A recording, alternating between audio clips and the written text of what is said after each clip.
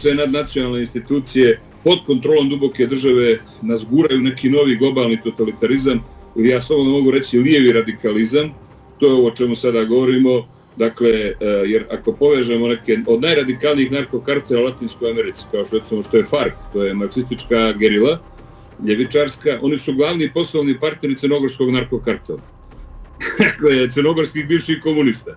Znači, stvorila se praktično bila jedna svetska koalicija i ovo što se desilo dakle, u Americi s pobjedom Trumpa je poljuljalo njihove pozicije i oni su sada odlučili da urade sve što mogu, dakle, da rizikuju milione ljudi.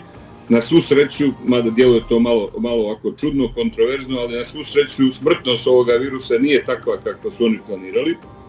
Jer ja sam 2012. dobio jedan materijal iz Bundestaga koji upravo govori o, pazite, 2012. sam dobio zvanični dokument iz Bundestaga koji govori da će u februaru 2020. pojaviti se korona pandemija i da će biti u 3 talasa, će trajati 2 do 3 godine, da se može očekivati više desetina miliona mrtvih ljudi i kako Njemačka se pripremi za to. Znači, ipak nisu u laboratorijama mogli da naprave tako super jako biološko oružje, nisu imali vremena, vjerovatno, naravno mi je trebalo sad zbog izborne kampanje u Americi. I ovaj virus nije toliko smrtonosan, niti toliko opasan kao što je bio projektovan, ali su se oni otkrili, što bi rekli mi u Crnoj Gori, ofirali su se.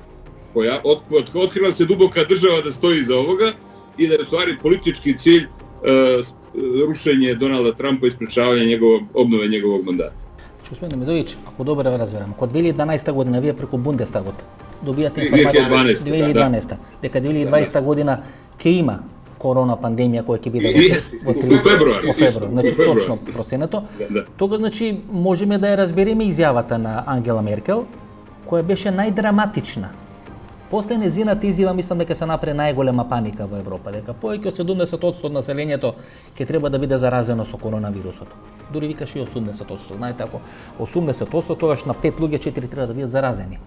И ја направи таа паника. Значи дека Ангела Меркел тоа не го говорела на памет, туку врз база на тие анализи на Бундестагот, на длабоката држава, кои биле ставени на располагање. Тоа е јавен документ, значи тоа не е тајни документ.